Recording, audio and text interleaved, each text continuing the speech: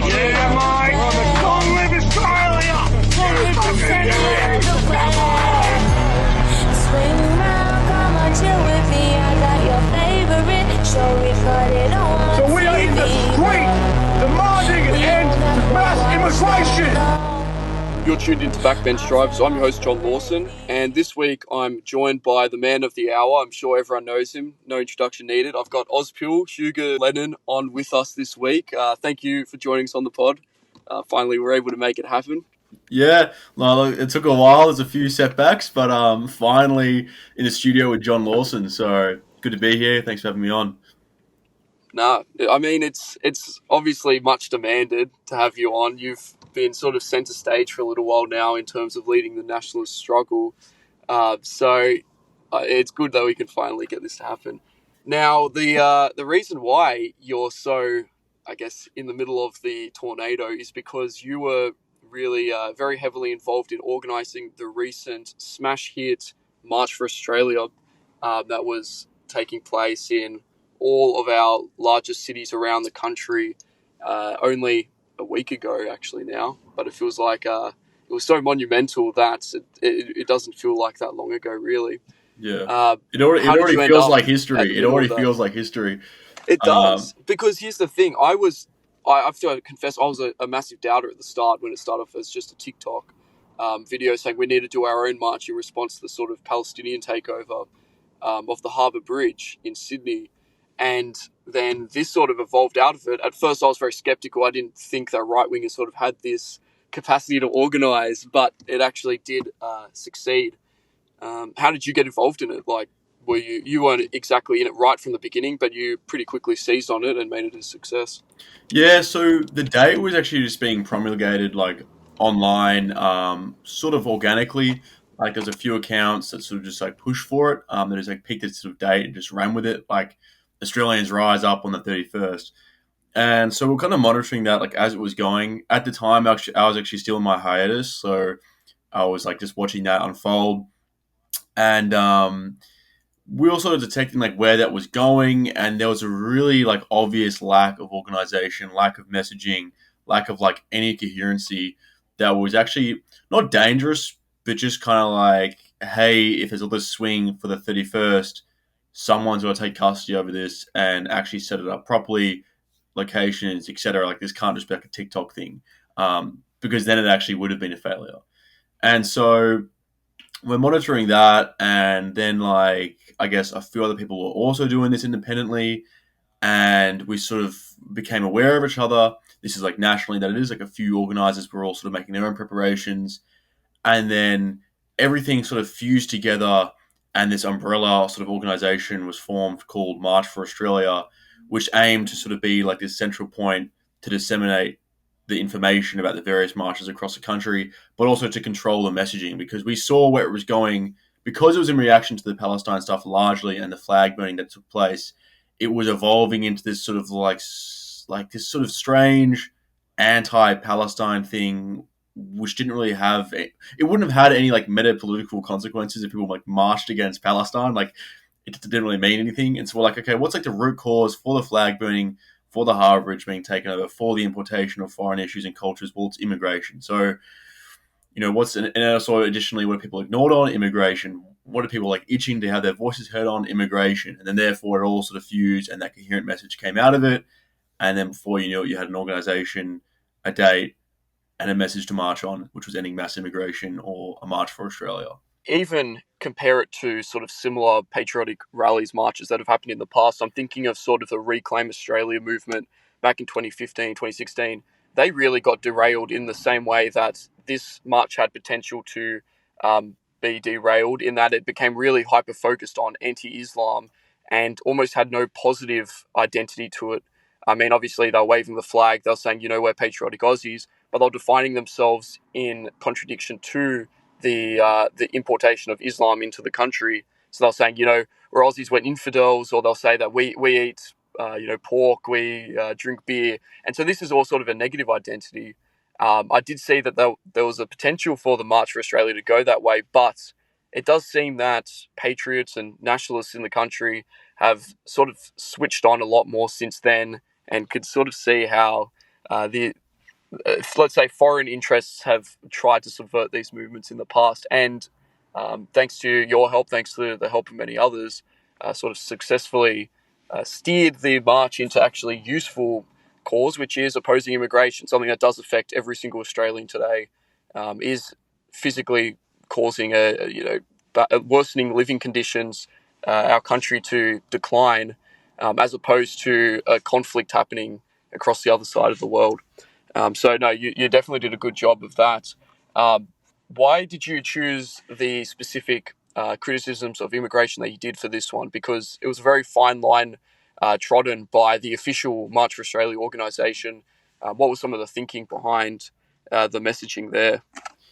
Yeah, well, just to go back to your other point about Reclaim Australia, I mean, it is true that like this was treading a very, could have fallen off a cliff and just been about anti-Palestine, anti-Islam, which are things that like aren't actionable politically and would only, yes, serve the interests of a particular subset of people.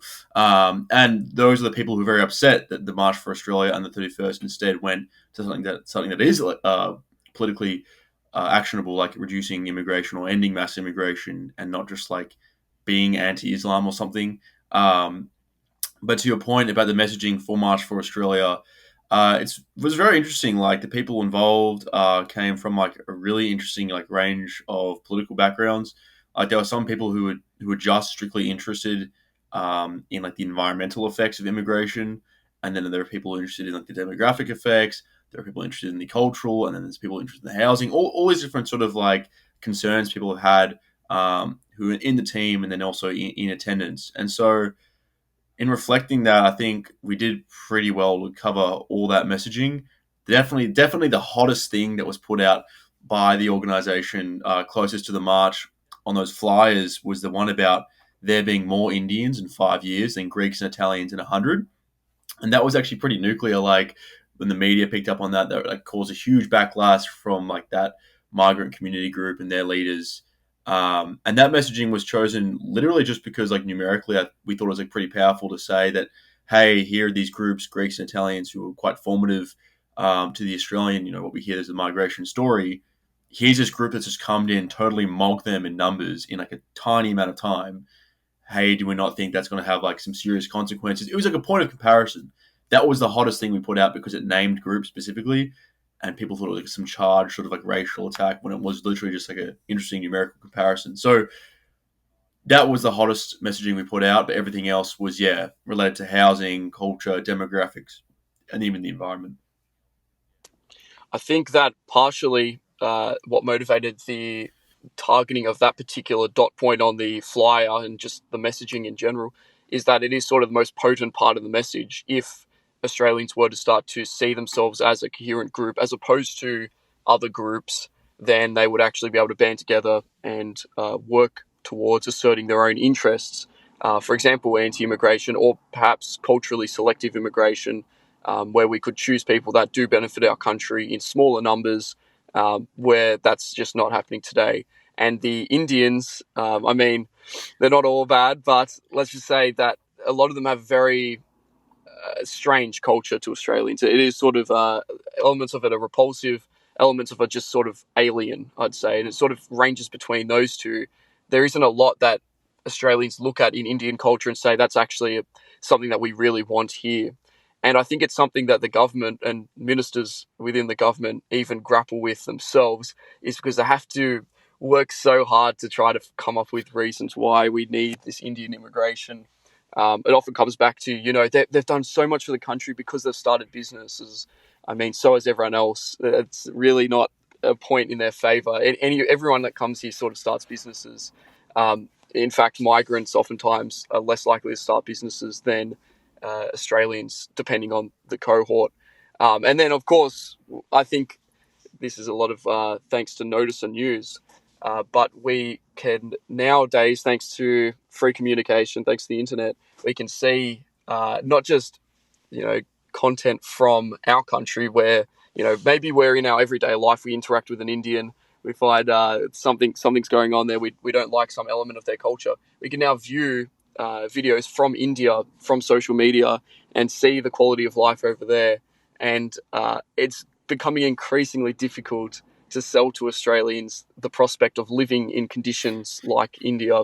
Uh, so yeah, it's definitely. I think you really struck a nerve with that element because it's such a powerful message in opposing immigration. Is to say, well, do you want to live like this? Do you want these people bringing their culture next door to you, bringing their smells, bringing their sounds, their shops, things like that? Do you want them imposing that on you? Well, if not, then you can get on board with our message. And for that reason, that's why I think that was so targeted. Do you have any other thoughts on that? Yeah, I mean, like I was not ready for the backlash that was going to cause. Like, you had the Hindu Association, the Sikh Association, the Indian, like every single like peak body that's related to them, even their own government. Like, it was just insane the amount of backlash that quite a milquetoast comment could have caused. Again, literally a numerical comparison, because the people who were honestly like politically almost left leaning who were involved in organising and coordinating the marches were okay with that. They're like, oh yeah, that's actually quite a good statistic to put in there.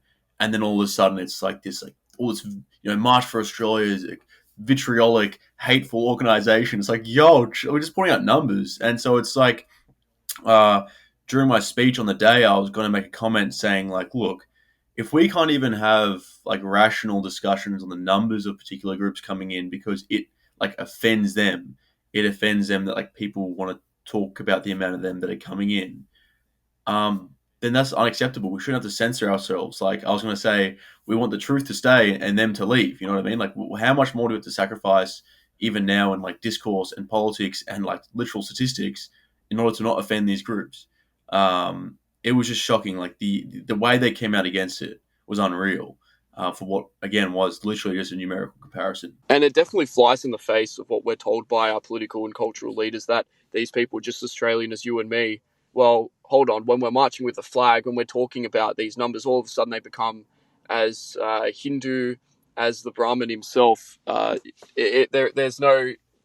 is no sort of assimilation when it comes to criticism of that country. They suddenly leap to its defense, where you would very rarely see that happening on our side. And when we do expose it in this way, when we look at it, when we're talking about Australians' interests, and suddenly these range of groups that we've invited into our country array themselves in opposition to it, suddenly the problem becomes clear, and Australians might be able to start working their way towards a solution. I think that is why partially the March for Australia was so important, is because, yes, some people are going to say it's too radical. Some people are going to say there were negative elements to it, but it completely exposed those who are in opposition to our country. If we can't march and say, hey, we love our flag, we love our country, we want to make things better, you have this range of left-wing groups that come out and violently assault people. You have these multicultural groups that come out and say, ha ha ha, we're in your country now, you can't have it back. Suddenly, I think that you're going to start to see a political solution to our problems catalyze, where previously there was all this muck in the way, where we're talking about partisanship, Labor, Liberal, minor parties, things like that. Fortunately, I think we're starting to crystallize around the key issue, which is putting the interests of our people first, and just making the country better for Australians. It was a massive success in that regard. Now, I wanted to find out, what are your plans going forward with the march? Where do we go from here, basically? Yeah, so obviously it was like extremely successful. The 1.0, the 2.0 will only be bigger and more successful. I think because a lot of people didn't come out in the day because they thought the numbers were going to be really shocking and just thought it wasn't even worth getting out of bed for. There were people who thought like every single person that shows up is going to get like executed by the various state police. All these different fears. Obviously, that last one was an exaggeration, but the sort of FOMO that I've seen and heard, people who've like missed out, like, oh, I could have been a part of that. 100% mobilizing for the next one. Everyone who went is definitely going again, plus 10 friends. It's going to be massive. And so the next one, like, it needs to be like symbolic, and it needs to express and use the mass it has now accumulated strategically, because we could just do a march every single week forever and be like the communist sort of crowd who do that every Sunday. Um, but we want to we like to leave an impact as we have with the 31st, and we will next time. And so, as was announced, I believe, nationwide during all the marches by all the speakers or a spokesperson each for each state announced this on the day, was that Australia Day is like where we have our sights set next, January 26th, because in states, particularly like Victoria and I believe even in Adelaide, where the Australia Day parade is gone, well, we're bringing that back. Like we're doing that now. Like the People's Parade for Australia, we don't need the state. We got it ourselves. Sort of like really taking back the cities because our cities on Australia Day are full of like the Invasion Day crowd.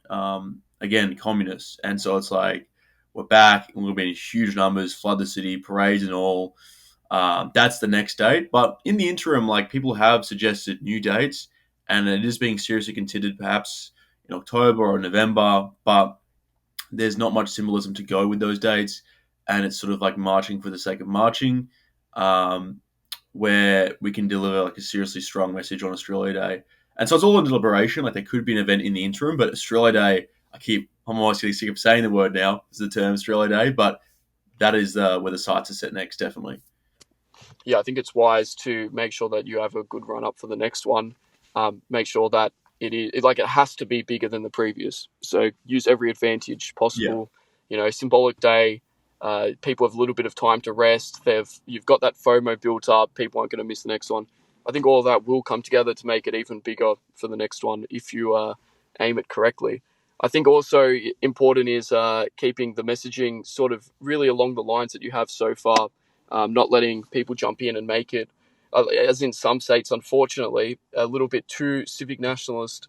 And I will say on the other side, a little bit too extreme for most Aussies on the other side as well in other states. I think that the line trodden this time around was mostly successful. So yeah, keeping that on the straight and narrow, I think will be how you guarantee a bigger turnout, a more politically effective result next time as well. But aside from that, what have been some of the other pieces of fallout that you've experienced from the march? There's been tons of news attention on it, at least.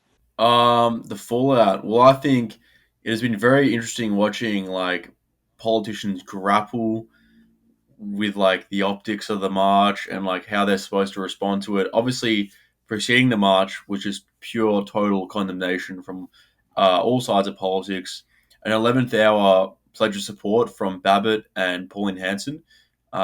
Surprised us for sure. And then Pauline ended up being like a massive or the keynote of Canberra, so that was pretty cool.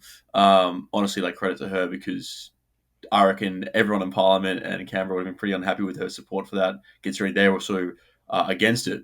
And then in the aftermath, the Liberal Party was like, yo, this was actually a big turnout. Maybe we should have like supported this more from the beginning and not, ignored the organizers. Come on, guys. And then condemned it also. So you have like some factions of the Liberal Party are sort of trying to make this sort of contrived element of support for it. In Victoria, Brad Batten just reaffirmed his condemnation of the event. Labor obviously has not relented, except Albanese, I Yeah, believe, wasn't gave a that direction interesting? to his cabinet where he said like, "Hey guys, can we like not call them? What do you say? Don't call. You can explain that. What did I'm Albanese pretty sure he say? said not to call everyone like extremists and racists just because they attended the event. That there were a lot of just normal Aussies there, which is Yeah, shocking. It shows honestly, I have no confidence in protests. I don't. I've expressed that. This did change my opinion a little bit. The fact that you had the leader of the Labor Party, who is, for all intents and purposes, completely opposed to our interests, sort of backing down in response to the yeah, huge turnout. Um, but no, continue. yeah. So he basically told his ministers like, "Hey guys, stop calling everyone who went there like radical, like national extremists." I think his reasoning for that was twofold. I think one was that he was concerned if he were to do that, then everyone who was painted or with that brush would sort of might actually be radicalized a little bit, where it's like, oh, maybe I am a radical for marching for Australia, and then that would in then like radicalize him. That was like a bit of reasoning I heard that maybe he might have even put forward in that memo. But then secondarily, obviously, it's like as you described that hey, actually a lot of normal people went, and actually ending mass immigration is concerned that a wide range of people. Um, like support. And I think he probably was just looking at the day and was like, damn, okay, um, this probably won't be the best thing to just totally condemn until the end of time.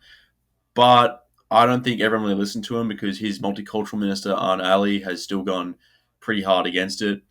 And, like, yeah. So I think despite him putting out the memo, not everyone has totally fallen in line with the Labour caucus on that matter.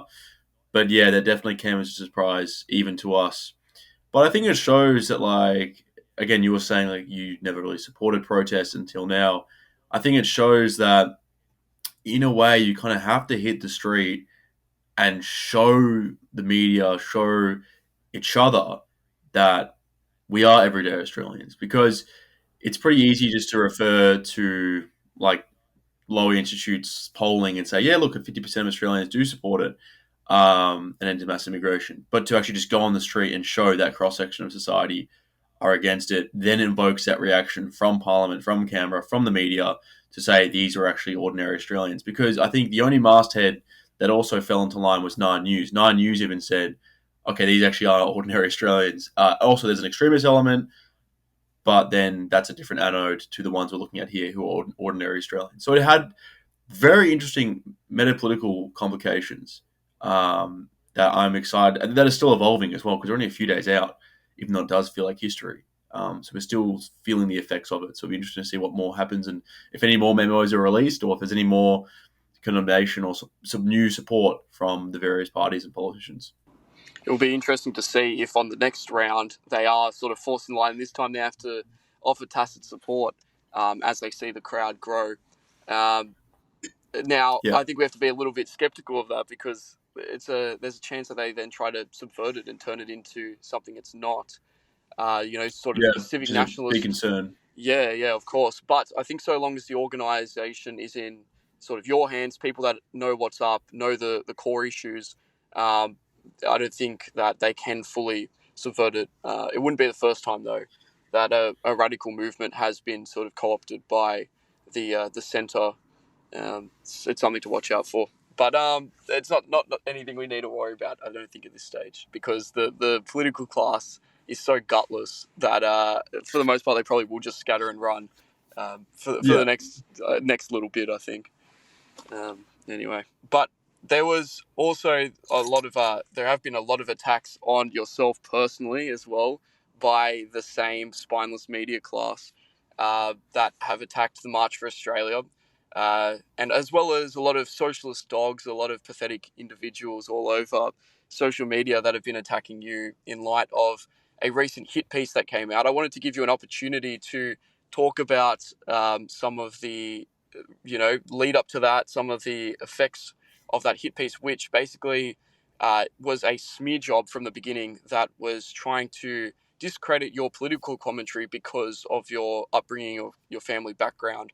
I don't think it had really any effect on your supporters who understand that you're putting forward a very rational case for how we can better our country, and really your upbringing didn't have anything to do with that perspective.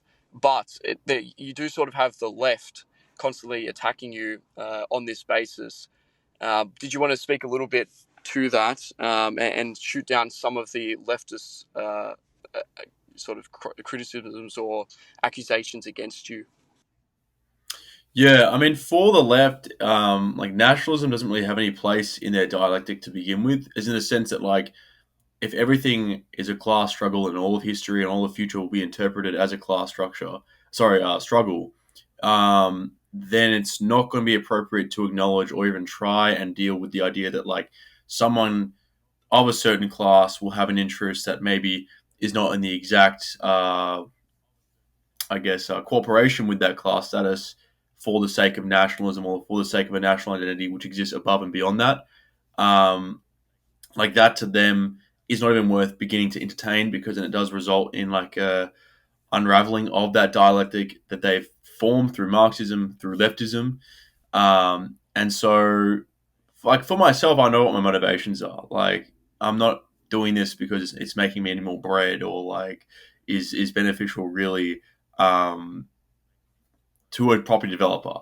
all I need to do is refer to the richest man in Australia, Harry Triguboff, who is a property developer, and his comments on immigration, which are in support of, and he is a donor to both political parties, is pretty obviously doing that to ensure there's a political guarantee of further mass immigration for his developments. And I mean, it just makes sense. Like, developers obviously lobby the hardest for mass immigration. So, what do Marxists do? Well, they have this mental gymnastic where I'm like rallying against mass immigration to then distract people from blaming developers for the housing crisis.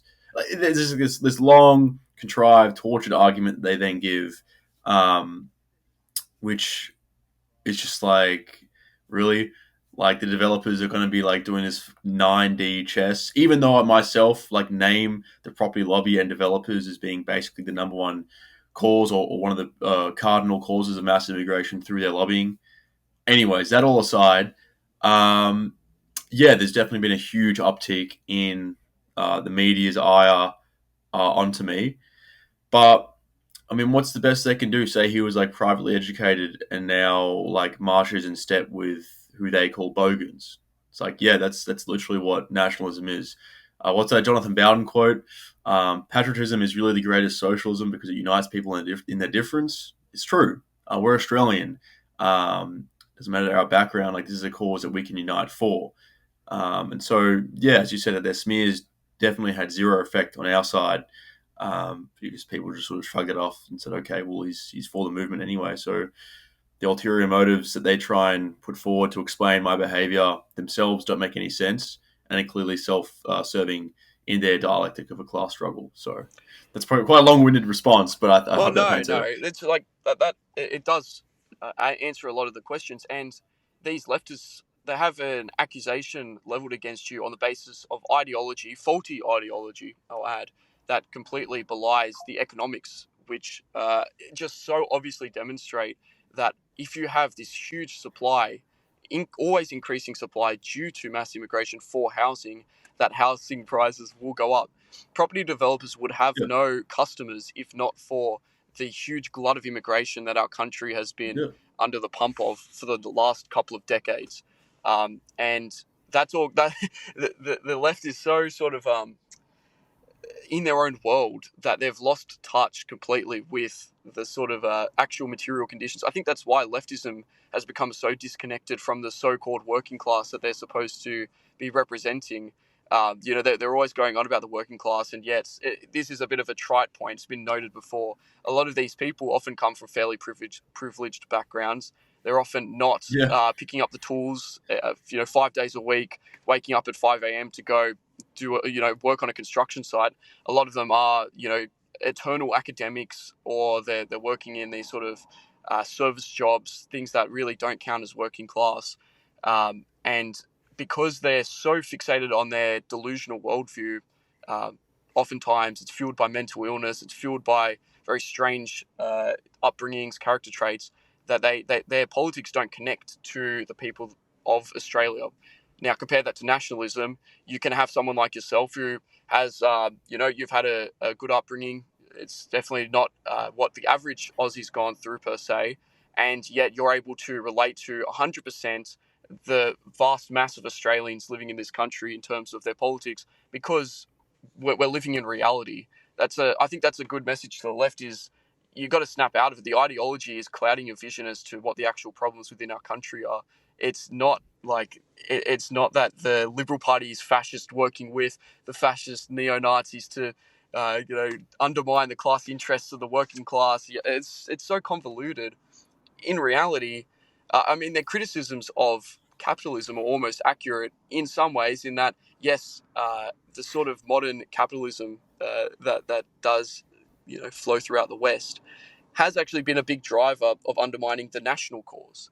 And I'd instruct them to perhaps investigate how actual millionaires, billionaires talk about their interests, what their actual political aims are. It's nothing to do with supporting far right causes or something like that to distract them from. It's like literally like QAnon level yeah. retardation in Oh, terms of seriously, mental it's gymnastics. insane. Yeah, Like, look at like the laws they support, the anti-vilification laws, the hate speech laws, all this different stuff like that this so-called elite support is all to do with like bringing in more immigration and then ensuring that like no one speaks out against it, and then there's like an ability to duct tape all these new diasporas and otherwise balkanize groups together through like low-key like authoritarian laws.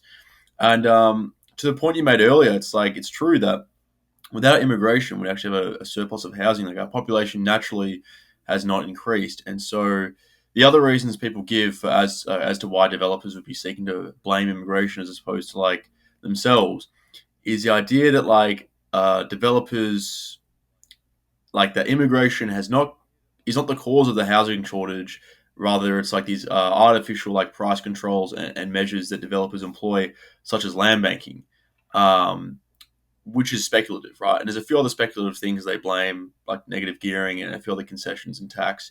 But these all sort of rely on the political guarantee of further mass immigration, as in to say that like land banking would just be like made redundant and actually like bad for developers' wallet without the political guarantee of future mass immigration. The reason you can even speculate that house prices will grow is because they're growing because there's the undergirding of further demand, and you can sort of like uh, be a minor catalyst for that by having some additional artificial supply constraints added onto that. But fundamentally, there's still mass immigration. Um, and like you were saying, like you can just come all the way back to the fact that like who lobbies for it, who supports it, what's this class? Um, yeah, like totally contrived arguments that even the March for Australia account and email was flooded by people from unions who were saying, "Hey, here's my union gave a message to all its supporters to like rally against you guys on the 31st. I'm a union member. I'm going." And there is this huge disconnect between, and I hate saying it because I always get given crap for it, but yeah, the working class and their leftist vanguard, or supposed vanguard, which I think is now actually portraying them almost in open view, because, for example, the CFMEU was a union that was anti-immigration, at least into their industry, because they understood the effect it would have on their wages, on their job availability, and their ability to then actually get investments from the government and various peak bodies to raise Australian tradies, and not just have these peak bodies in government rely on just bringing them in where they're trained elsewhere. The CFMU was obviously like put into administration and has a very bleak future, and all the unions that otherwise exist in the trades and various other sectors make almost no comment on immigration, or as a result of the 31st, have shown their tacit support for continued mass immigration. And so you're right, like there is this huge schism between the vanguard of, again, the working class, and the working class itself and their interests, which economically would be to reduce mass immigration. That's without even getting into like their identity and who they are and their children's future, blah blah blah. Just purely economically, like, yeah, these unions should, like the CFMU, support a reduction in immigration at the very least into their industries.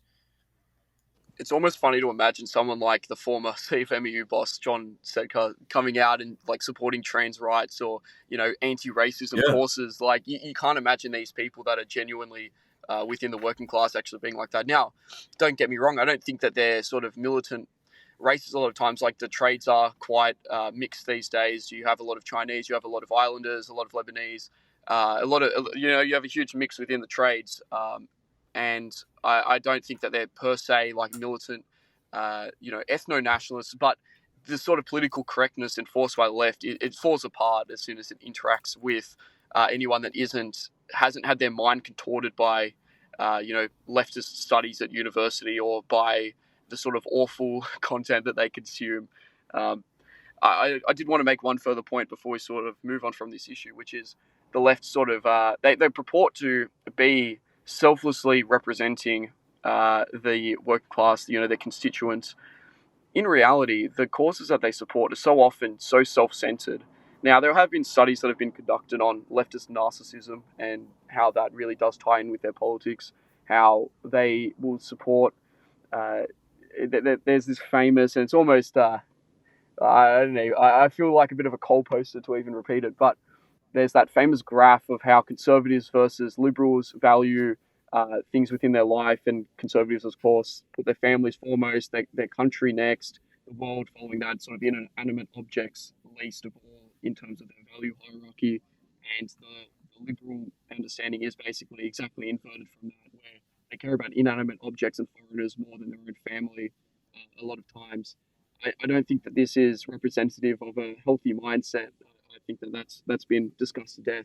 But further to that point, we can look at the vanguard of the left. We can look at the sort of groups that are combined into the left. Now, some of them are hopeless, left wingers, sort of Anglos that have been estranged from their founding. Maybe they hate their dad or something like that, and so they love trans rights.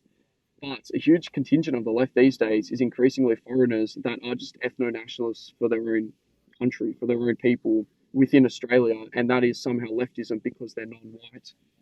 I think that is also worth pointing out that it's not really this anti racism sort of message that the left supposedly represents is not like sort of some selfless, idealistic position that they take. It's because it benefits key groups within the country now. Mm. And so they're actually representing their own ethnic interests by trying to beat down the Anglo-Celtic European Aussie because that will give them benefits within the society. If Aussies have no claim upon their flag, upon their country, they get those who are not contained within that group of Australian or might feel that they're on the outskirts of it, they suddenly benefit. All of a sudden, they can have economic opportunities, they can have hiring policies that benefit them within companies, and within the culture, they can also be promoted. These are all things that you can hardly say are some sort of like selfless, anti-racist cause. That's sort of what it's represented as by the centre left establishment within Parliament. You know, Albanese would say, well, maybe not Albanese these days, but a lot of Labor parliamentarians, Greens, will talk about how, one side is racist, one side is anti-racist. Well, hold on. One side is pro-Australian, one side is sort of pro-Arab, almost like they're pro-Palestinian because they're from an Arab country. Maybe they're descendant of a refugee or they're simply an economic migrant. It's not so much like racism versus anti-racism. It's just a completely void distinction. That was a little bit of a detour. I don't know if you had anything to add. We can move on to some further issues on it from here. Yeah, no, I think it's true that I actually had an interesting back and forth the other day, talking about how the sort of leftist figures we've come to love in a way, like Adam Ban, will be going extinct because that type of leftism is being replaced with these leftist client sort of demographics that are themselves like ethno nationalist and themselves are sometimes even like conservative socially, but find and have built up in a vanguard way with other minority groups within Australia to form this vanguard against Australian nationalism, against the Australian flag and identity, such as to make room for themselves, which represents it, or which finds its way represented in what you described, like even hiring practices and stuff. Yeah, it's true. It is a very fascinating phenomenon. But yeah, if you wanted to get into your next we could go for hours about that, so it'd probably be worth cutting us off there and staying on topic. Yeah, for sure. There are a lot of academic treatises of that sort of topic as well. Maybe I'll list some Yeah. of them in the replies. But I wanted to sort of, on the topic of your motivations behind why you got into all this. It's always interesting. How did you sort of get into all this? What made you pick up the phone and start doing TikToks regarding your country? Because you didn't start off as a right wing content creator, unless I'm mistaken. You sort of it was an evolution for you. What was that? What was that path? What was the motivation? Oh man, so it was just over a year ago now. I had this TikTok that was like for fitness and like the gym, but not in like your typical fashion. It was largely about like debunking health trends or like these esoteric fitness trends. And so I remember like I was producing a few videos like that a couple times a week, and there was this one particular topic that came up that was very interesting. It was this one or this idea that you could ice your ice your balls to increase your testosterone. Um, some people have heard of that. Some people just hear that and say, "What are you talking about?" Believe it or not, this was actually quite a big trend, and it still exists out there in the ether. But that Does it time it was actually like work? huge on the internet. Because I do it for fun. I Well, didn't the know that it problem is, had health benefits. well, the problem is I never found like conclusive evidence either way. Except, I mean, mechanic is you can sort of make an argument for it because there's a reason why they're outside of the body. They have a temperature they desire, and that's lower than your core temperature. But if like I don't know, unnaturally reducing that further with ice is going to like increase their efficacy in like producing testosterone. Research doesn't like really make So any you're telling conclusions me there. I've been wasting my time, basically. Well, I don't know. It's like it could be therapeutic for reasons of like circulation. Mm. Um, but then again, like that area has a different type of circulation that might not enjoy like cold or heat exposure. Again, it's very complicated. I'm not Yeah, saying like you're we doing a won't bad get thing or a too good thing. sidetracked on it. Yeah, I'll sort of exactly. do Now some you're experimentation in making my me own like time. regress. I'm regressing into old Auspill. I'm regressing back to the fitness. Sorry, yeah. So Um, sunlight therapy, that kind of stuff. Raw meat, all that kind of sphere. yeah. So I was looking at all that and like making videos, largely debunking it all. Being like the rationalist, like saying, "Oh, I'm actually the literature." We've got Jeff Nippert I over was doing here. that. Yeah. Oh, no, legit. I was like science maxing. Anyways, I was looking at the literature in regards to the whole icing thing, and uh, what did I first look at, man? I was looking at obviously were there any studies looking at it? No.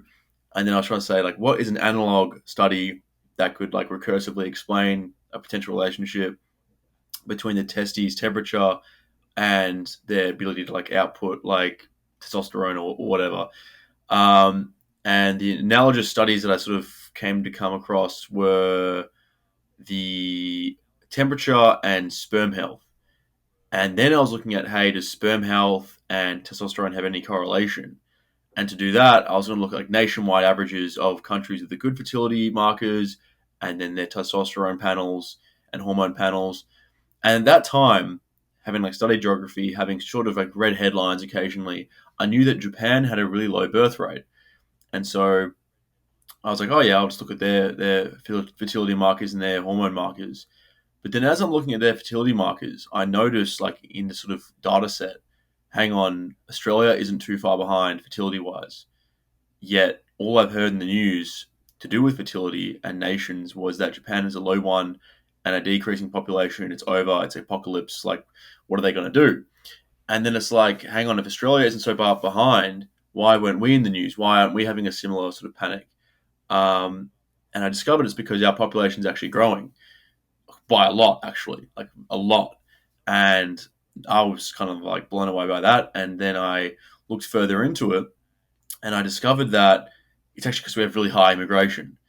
And so I scrapped the entire video I was otherwise making and literally just presented those findings. Where it was going to be a video about, icing your balls, it was a video about Australia has a low birth rate and really high immigration. And people were very intrigued by it. I myself was very intrigued by it. And as I'm sort of like studying and further and like reading more about these statistics to do with immigration in Australia, the birth rate and the consequences of it all, I'm continuing to present videos on the matter. And it's sort of like you could like, I guess, follow my like steps in getting like red pilled a little bit and politicized. And then Australia Day hit, and I guess like I was a kind of a typical like maybe young liberal kind of guy, although like politically, I guess it was sort of everywhere, but I guess generally conservative guy who supported Australia Day. And then I think it was a moment where it's like all these different elements suddenly become fused together, where it's like a guy who's skeptical of immigration, wants a higher birth rate for reasons of nationhood, plus Australia Day, all kind of just fused together, and a very like political account is born. Because obviously I had to make videos in support of Australia Day, and then I had like enemies commenting, and that emboldened me, and then, yeah, and then we sort of get to where we are now, which is kind of crazy. So has it actually only been 1 year? It feels like you've been going for a bit longer than that, but no, your success Yeah, has been very impressive. the start of 2024, maybe a few months in, maybe so. Obviously, Australia Day was it the first big political sort of like the very first like overtly politically aligned content was around Australia Day. So January 2024, and then obviously through that evolved all the way through to where we are now. Yeah, wow. Well, you've reached the point where you're making appearances on a larger stage. You're going viral for attacking Charlie Kirk. All sort of the hallmarkers of a rising right wing influencer. So I watch your career with great interest. Hopefully, the next march is just as big as the last one. Uh, well, I sort of wanted to go from here. I wanted to ask you, where do you think will be the next issue to target? Now, immigration, obviously, that's something that is ongoing. There are constantly news stories coming out about some of the wrongdoings of certain migrants, and we can extrapolate that to talk about certain groups' behaviors, things like that, policies we'd like to see implemented. Now, that's all important. Do you think that there are other issues beyond multiculturalism, immigration, that you will be turning your attention to? I'd say, for example, something like sort of national independence, foreign policy, that kind of topic would probably be a natural progression for many. Or do you see something else being important? Yeah, so I definitely think like in terms of like foreign policy, I'm very interested in like Pacific strategy because I feel like it's almost as existential as immigration, and actually it ties into immigration as well because like our parent allies like India and then obviously apparent adversaries like China and stuff all have big diasporas here. And there's a definitely lately I've been very interested in reading about that and like forming and consolidating thoughts around that. And so there might be some leakage into that and like talking about, what are we going to do in the future. But I do think that immigration, insofar as it definitely interests me and has such like a pleiotropic effect in the country, be it economically and culturally, that it's worth focusing on. It's also that, if not us, then who else? Like, who else really represents or has so far forwarded these views in our politics to this degree and for this effect? Like, I do feel that lately we are entering sort of the end of Australian political apathy. Like, where we were in where I began in January of 2024 felt a bit hopeless. We felt quite adrift, and it was online, myself and a few others, um, making this kind of content against like a swarm of like leftist content creators. That now we have everyday new voices appearing who are skeptical of immigration, ordinary people feeling more comfortable speaking up about it, massive social convulsions in the way of that March for Australia. We are making such big strides on the immigration issue that it only makes sense to like press the gas further, so we can actually deliver like political victories. But yeah, I definitely might turn my eye to some other topics. Definitely that foreign policy one. But otherwise, I think that to relent now on immigration would be to give up a lot of momentum. You're not wrong. I think that that's definitely a different sort of approach that we've taken, where you really have nailed that issue hard, and I think you've seen a lot of success as a result of it. Whereas maybe I've been a little bit more scatterbrained, sort of talking about a lot of niche issues a lot of times. You've become the guy that people sort of turn to be informed about the topic of multiculturalism, immigration, which I think we'll see will only continue to dominate our news cycle. I think it's going to become a bigger issue, and I think that are going to start to cotton on to some of the euphemisms the media uses to make things not so much about immigration, youth attacks, things like that, where in reality we sort of know who the youths are in a lot of these cases, and they're not, private school boys. They're not, Anglo Yeah. Aussies. A lot of them are from migrant backgrounds or Aboriginal backgrounds, things like that. So even those issues that might not seem like immigration, I think Aussies are going to start to realise actually can be solved by taking a good, hard, long look at our current immigration policy and making some serious adjustments to it. So insofar as you're the guy, I think that you're going to be able to go far. Yeah, I mean, I hope so as well, and that only means like pressing down further. When we're talking about politics, what we're talking about is how we want to change the way of life within this country and bring it back to sort of the good things that we had in the past and combine that with the good things that we have now. Uh, what do you see as your broader vision for Australia? Uh, do you want to continue to see the population grow, but maybe from within? Do you want to basically maintain a very small population? Do you have a sort of longer term vision for how you'd like things to go here? Yeah, I mean, there's obviously the people who want, the sustainable guys who are ending immigration for that regard, for the environment, who would then also say that it would be like hypocritical to then suggest we should grow our population internally. And then there are the people who say we need to terraform the centre of Australia and expand. Billions of Australians must exist. Honestly, my perspective on all of this is that the view is obviously best at the top of the mountain, and we're climbing it at the moment. And I don't really want to pause and like romanticize about like my personal vision. Like we're gonna have as a collective like a direction we're going and a destiny that we can only like contribute and work towards like securing. We can't necessarily like at this stage guide it. And also I feel like I don't know, I'm unprepared really to give a well thought out answer to that question because that is, that could be anything. No, fair enough. I think there is something to be said about your sort of unideological approach to things, where you just come in with the common sense solutions, really narrowly focus on specific issues. I think that there is something to be said about focusing on one point like that. You can deliver more meaningful results that way. But we're approaching the end of our time. Did you have anything to add before we start to wind down? I don't know what. I mean, obviously you can plug your stuff towards the end, but do you have any other messages to give?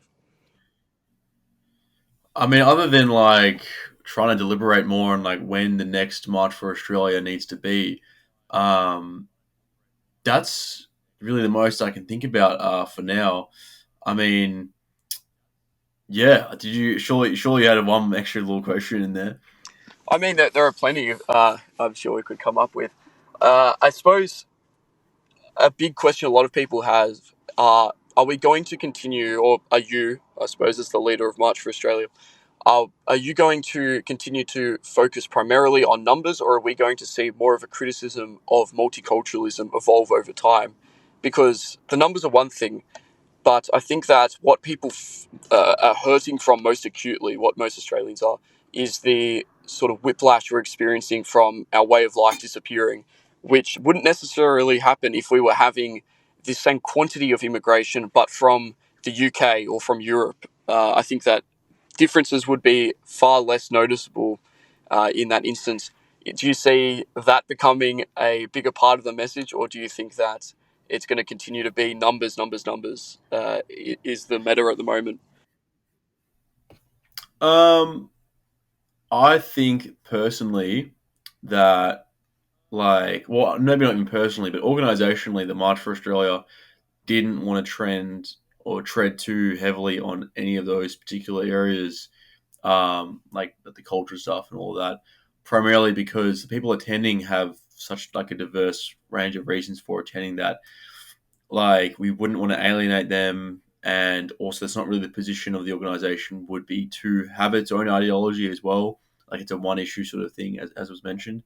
Um, but I also think that like it's important like on a personal level, I think that people need to stop. The numbers are obviously like the key issue, right? Like if you're concerned about the cultural effects or if you're concerned about the economic effects, the numbers in both ways are still the primary issue. But I think that there will need to be an ability to hand off or transition into questions at the very least for like the intellect, like the intellectualism of the discourse that is presented against mass immigration.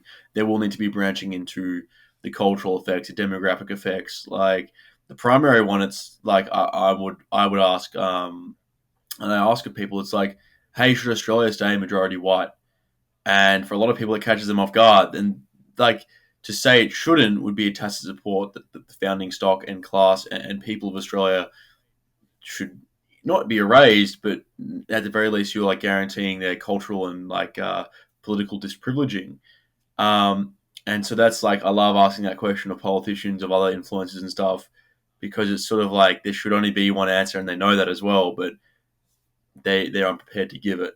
So that's sort of my personal sort of thing, and I think it's pretty evident in like my content and such. But as for the organisation, as for March for Australia, as to represent the views of the organisers and other coordinators, um, yeah, the numbers, it's numbers, for sure, because that's what, as a Big Tent sort of situation, will bring in and allow all the issues under it to be ventilated, like housing, like cultural stuff, like demographics, even for myself and others. It all can come under numbers, and that's the safest and biggest tent way to express frustrations with immigration. Yeah, that's understandable. I think we'll pretty much wrap it up from there. I think that what you've done so far has been really impressive work, and I just look to see your style growing, I think, within the Australian political discourse. It's, I think, such a compelling vision when put up against that of the mainstream that eventually we will see even the politicians that have been hostile to us in the past have to start to, like Albanese, kneel before Auspill. So I look forward to that. Neil. That's Now, I just want to ask, what was the thinking? And I apologise to the audio listeners. What's the thinking with the labubu behind you? Is that a deliberate choice, or is that to increase the patriotic branding? What's the thinking there? Yeah, it's like here's this cute kangaroo with a joey and a flag, and this is what it represents politically. Is that a far No right dog more with a whistle? kangaroo. This is now a dog whistle. All right. Okay. The boxing kangaroo, and just Is that a court kangaroos of generally. violence? If you see The boxing is it a call kangaroo of seems like a court of violence in some ways. Is it actually? I mean, that's the thing. Like, I heard someone trying to explain I to me don't that it think was so. like this, like dog whistle. And I always thought the boxing kangaroo was just like some kitsch Australian thing. I didn't realize it had like connotations. But we are reclaiming like the animals and Australia. Like, they're not gonna, kangaroos. All right, they actually enjoy the company of Europeans, and so we're gonna support their political interests as well, and advocate. Australia for the Advocate for that, kangaroos, the and rest must go. That's yeah, I think that could be exactly. an important part of the program going forward. Kangaroo nationalism. It's on the table. But no, I don't know. I just thought like otherwise it was just pure flag, and I think we could add like a little cute like kangaroo labubu in there. Just kitsch it up a little bit, like play into it. Why not? Fair enough. Yeah, we do definitely have a sort of Chinese tourist shop kind of vibe going. Not necessarily. I'm not just talking about on your side. I've just mean with the March for Australia. It's definitely a little bit. I don't know if you saw that couple that was wearing the Australia flag suits. I don't want to single them out and target them, but it was a little bit the kitsch. It's getting a bit much. We do sort of need to Yeah. narrow down the aesthetic a little bit Well, away from I the. think it's because like people's options are limited. Like how I mean, it sounds stupid, but it's like how can you like dog whistle? Like as in for the English, they have like their flag, right? They have that which cross is it again? The St. Patrick's St. cross. Is George's that right? Cross. St. George's cross. And like that's I don't know, like that's politically comes with a lot of it's politically charged, and honestly, like you can even argue like the flag as it currently is already politically charged enough. But as you said, like it's kind of disappointing to know that so much of our iconography that will just end up looking like the tourist shop unless we claim it and use it. Obviously, I think that wearing this flags as the suits won't really ever be salvageable. But hey, like at least here in America, where I currently am, like when you see people wearing the American flag as suits, you definitely know which way they're voting. Um, and I think increasingly, and through our use of this iconography, we're reclaiming it and making it known who that's for. Not just a tourist shop, but for like true patriots. And that's like a secondary sort of thing. But I guess I didn't really think of my inclusion of the Labubu to that extent. But that's the meta physical implications of having the kangaroo Metapolitical. Yeah, no, Labubu present with interesting. Auspill. No, that's good. That's good. We'll leave it at that. Thanks for jumping on, mate. It's been a long time in the works. I'm glad we could finally make it happen. Yep. Would you like to tell Yep. anyone that for some reason isn't following you across all platforms where they can find more of your stuff? Yes, you can head to auspill.com, auspill.com. It's all my socials on there. Otherwise, yeah, Auspill, Instagram, Twitter, Facebook. Well, Twitter, actually, it's X now. Sorry, Elon. Facebook, basically every social media I've got a presence on now. And yeah, just chuck us a follow and you can hear more great takes and maybe see the inclusion of a few more Labubus as I collect them. And that's what we look forward to seeing. So thanks for jumping on. Have a great rest of your week. Yeah, enjoy was it Father's Day? Yeah, this is being recorded on Father's Day, so happy Father's Day to all the fathers listening. Hopefully we can repair our demographics with more kids, so get onto it. All right. Get onto it. Become a Father's Day. All right. All right, cheers. See ya.